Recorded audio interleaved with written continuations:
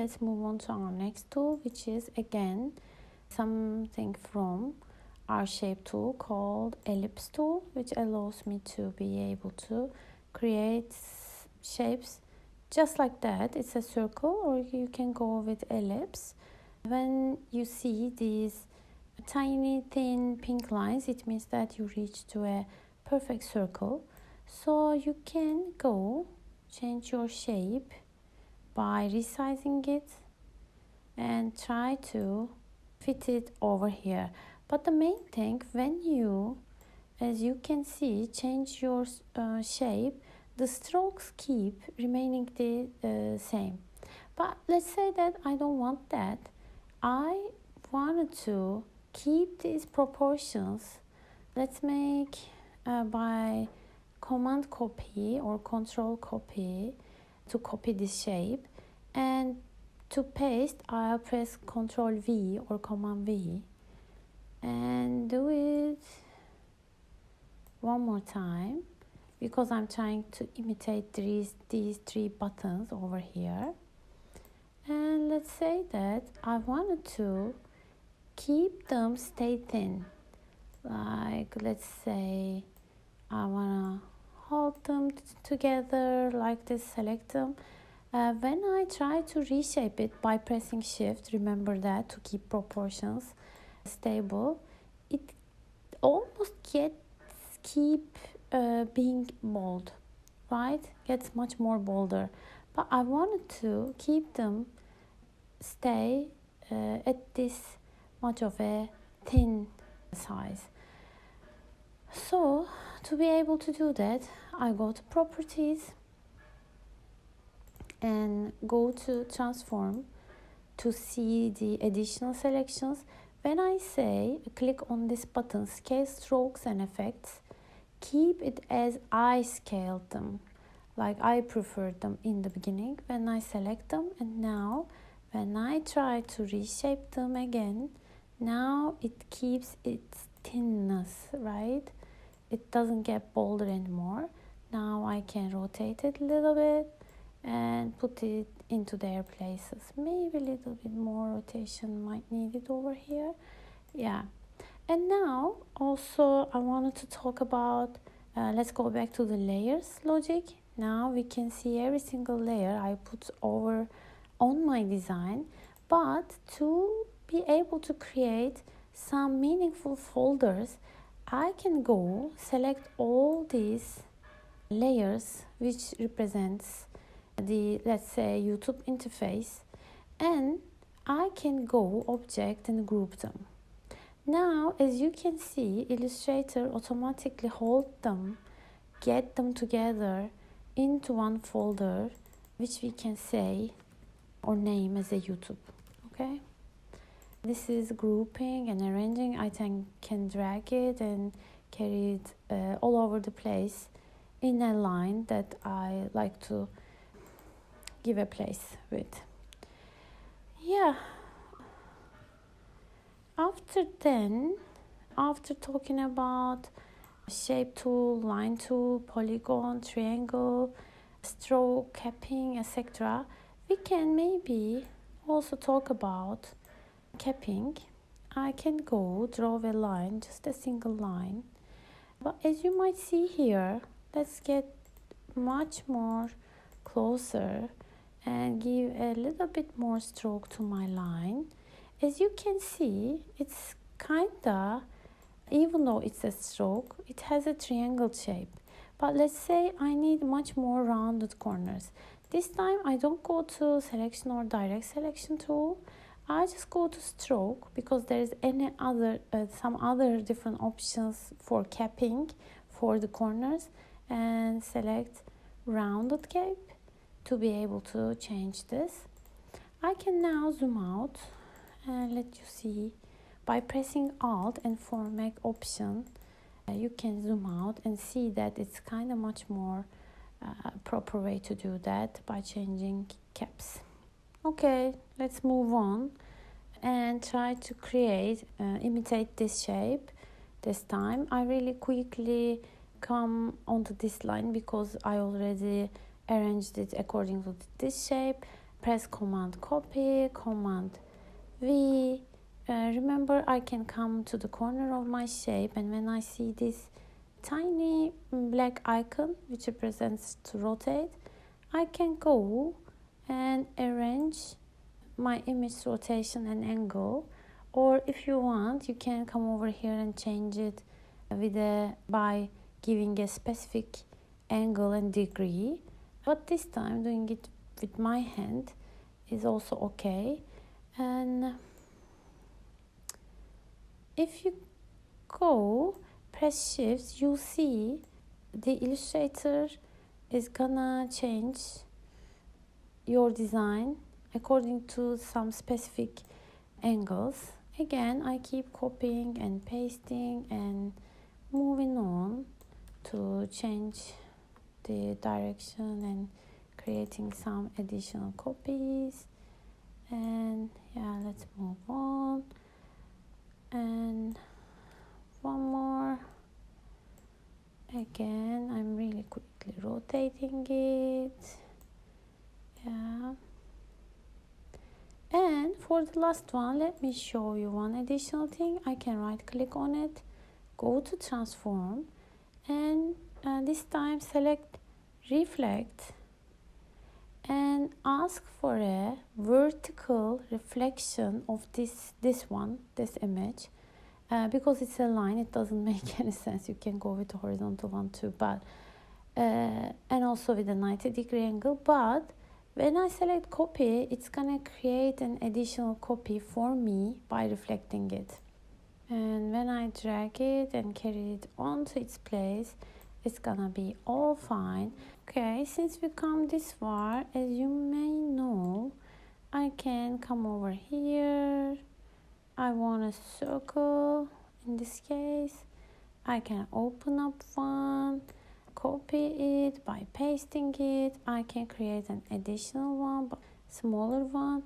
Don't mind the duplication and the process we are going through, that it doesn't fit at all right now, giving us an uncomfortable feeling that gives the feeling that it's not completed, but we'll get through that after a while. But basically, before I move on to this shape and this kind of curvy one, I would like to first introduce you to pen tool. Let me show you. This is our pen tool. If there is some additional easier options too, but I would like to show you first how we can create shapes by freehand. There are several ways to create this shape. But in this case, I would like to go with pen tool to be able to represent you. I can click once over here, and this will be my second click. Since there's a straight line I can see, I can create this, and again one more straight line and one more, and it goes like this, right? I can create this shape with my hand by freestyling, even though it doesn't seem like. Yeah, don't try to not get bothered by this line, this kind of a ropey line, and go to direct selection tool. Let's get rid of this stroke and fill this shape. As you can see, it's not something that I want.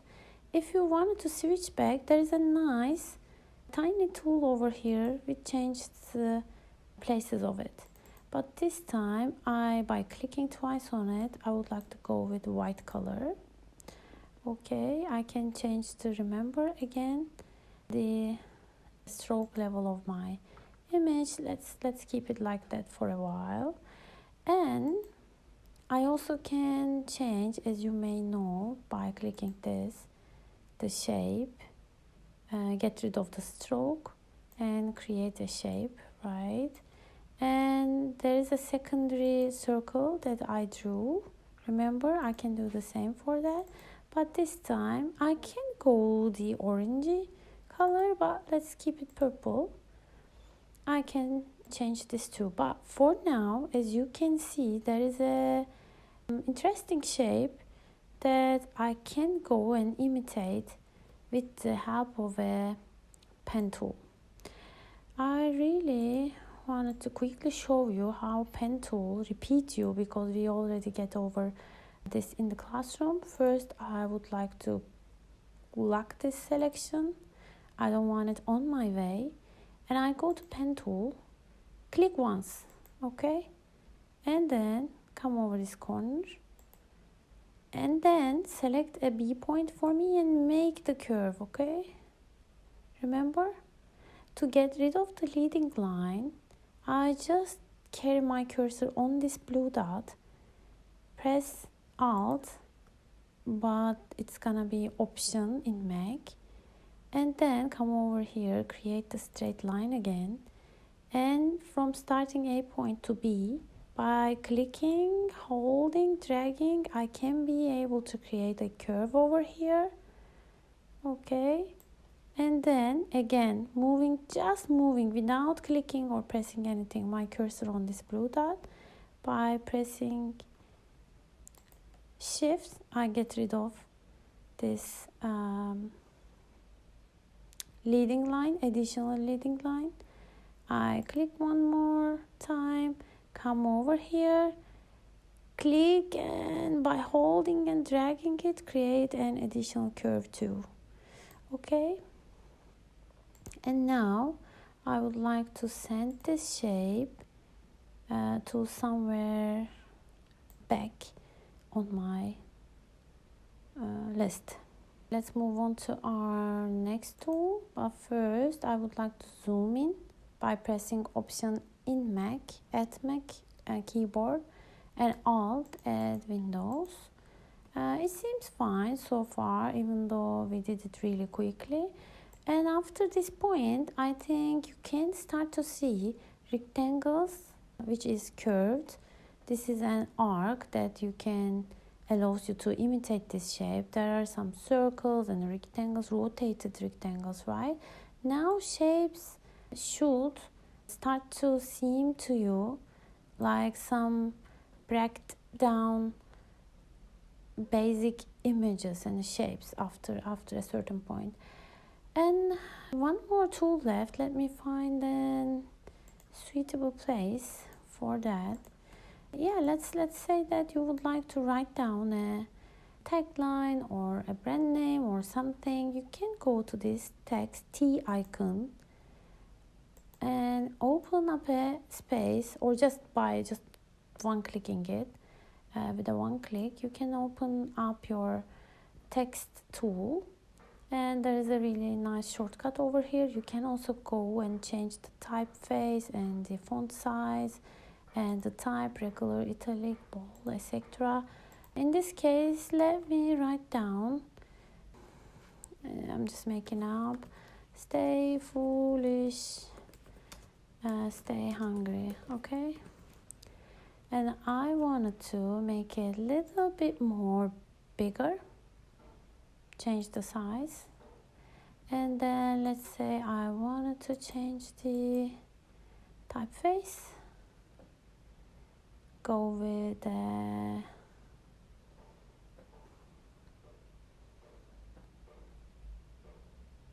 something.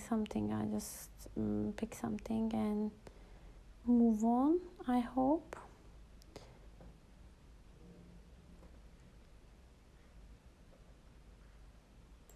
Okay, let's keep it with this one. It can belong to some app. So this can be my tagline, this can be my brand name called